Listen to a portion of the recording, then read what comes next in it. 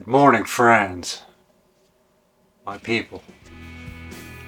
Yeah, Mr. B here, Shades of Clarity channel. Hope you guys are doing well and had a safe 4th of July. And if you're in sobriety, I hope you held on to it. Today I want to talk about what I've learned since this last relapse. And I've had a lot of time to reflect on it. And you know, basically it's the same stuff that I went over, I think, in my relapse prevention video. Just a couple of points, you know, what has this relapse taught me? And I know that I am tired of having to detox. I'm tired of being cooped up, locked up, whatever. I mean, it wasn't involuntarily commitment or anything like that. I could put in like a 72 hour if I wasn't happy with the treatment that I was getting and I thought that it sucked, and I could just hit the eject button, pull the handle out, and it's 72 hours. But I usually have, I think I've only AMA'd, which is against medical advice, one time when I was a place in Greenville, and I realized that I wasn't going to go into withdrawal. So it was basically, I was just taking up a bed, and this was a place in Greenville, North Carolina, and I was like, what the hell, you know, I don't need to be here.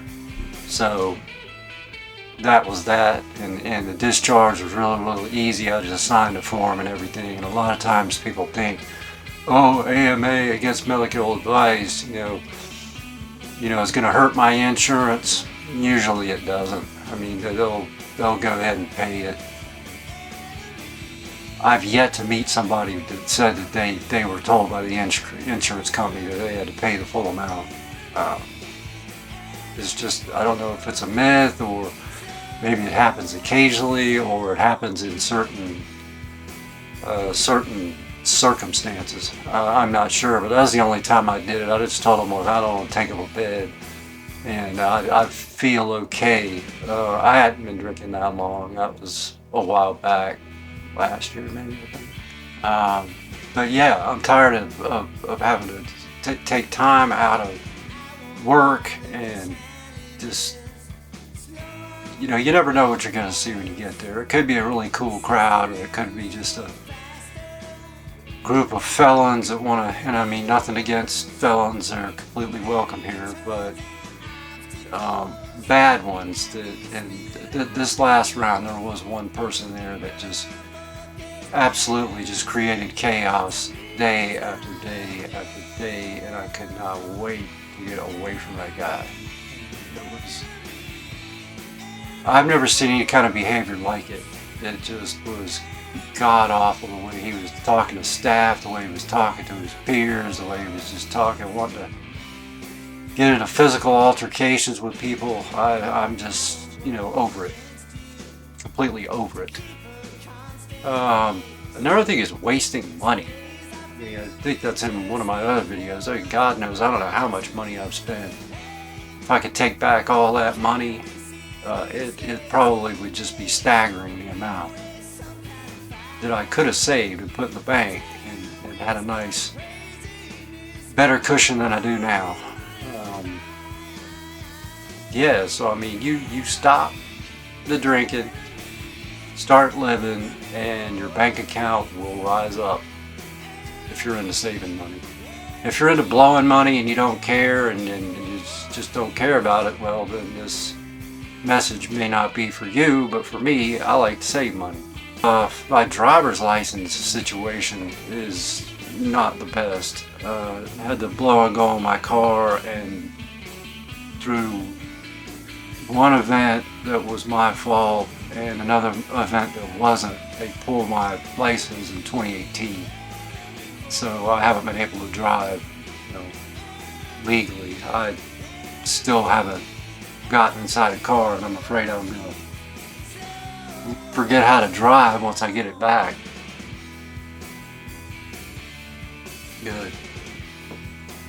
There's a toast to all the lovers of fine coffee, even though this is just old Food Line French vanilla, it'll do the trick.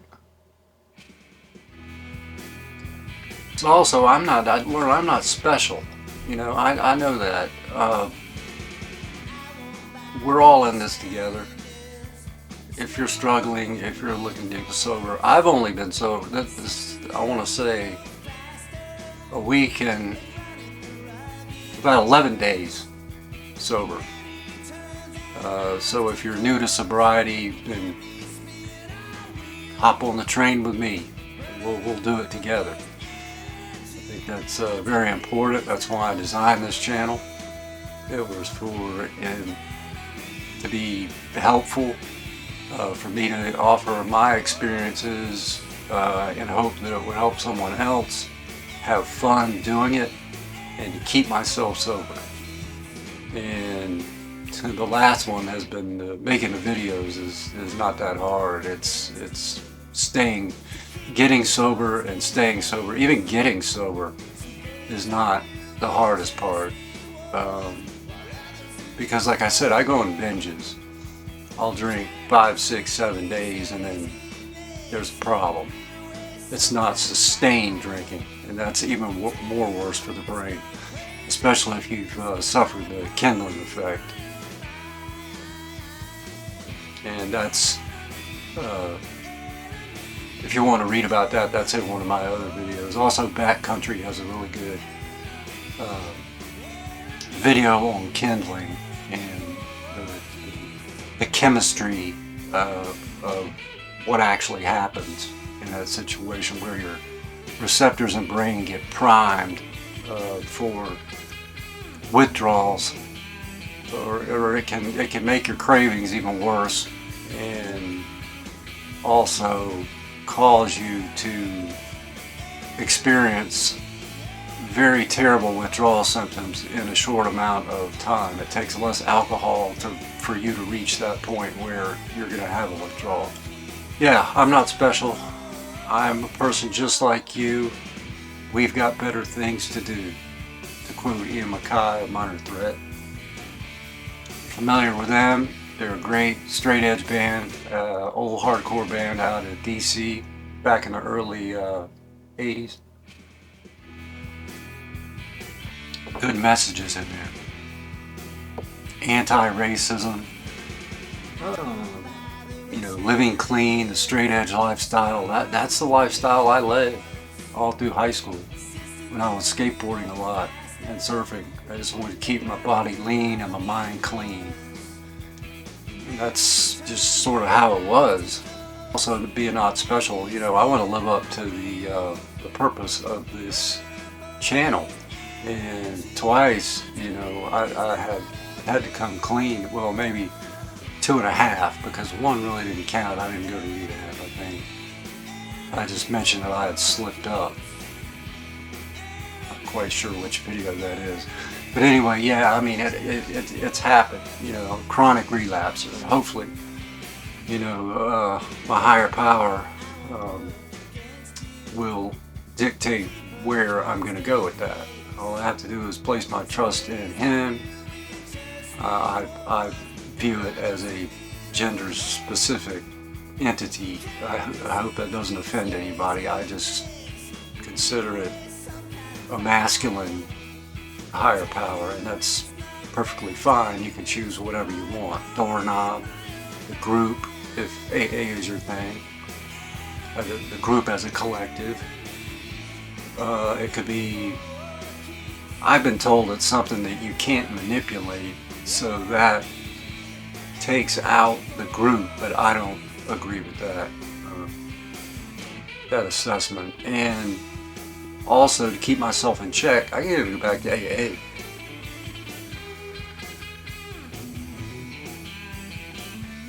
I haven't been to a meeting during these last 2 relapses, and I'm sure that that's played some part in this whole catastrophe.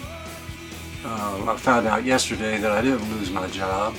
Once again, I spoke to the boss. He's like, "You did the right thing."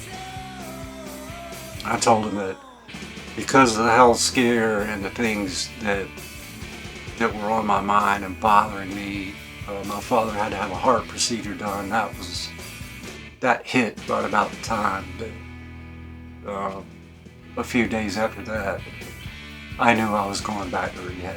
It was just all around it. You know, I'm like, oh God, here you go again. You know, and before you know it, you pick up that one drink, and then you pick up another one, and then you find yourself sitting in detox going, what the hell happened?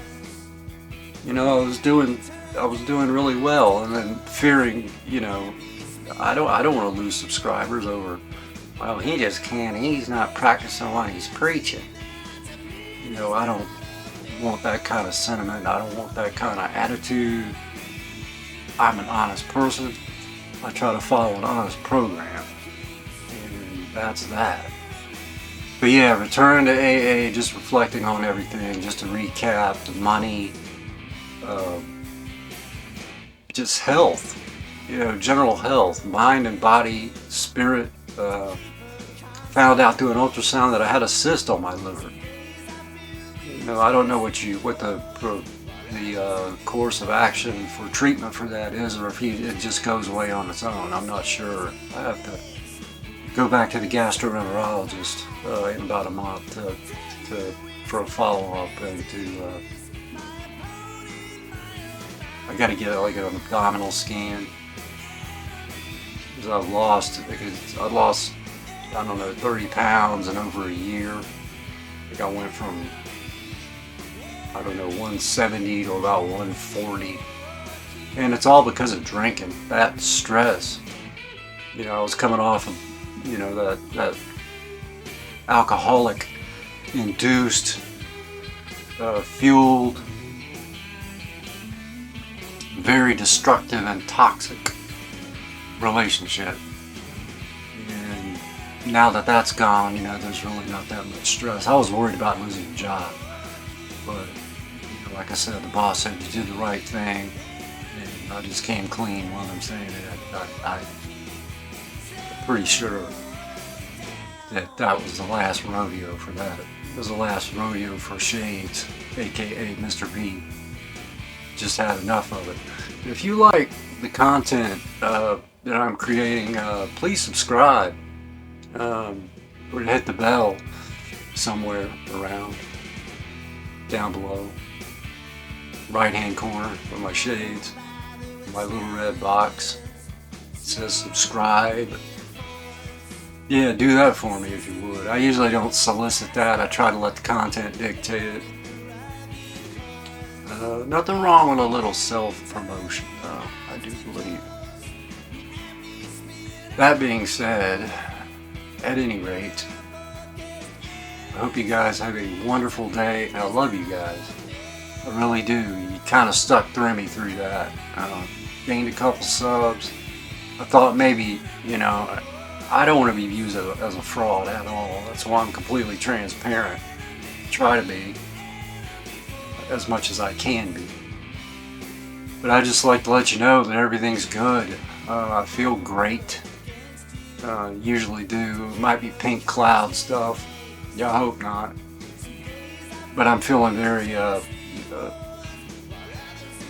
positive towards the future. It's just been a little shaky these past 5 months.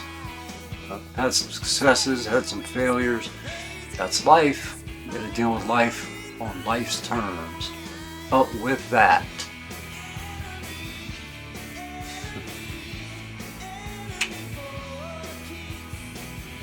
stay tuned, come back, and see you later.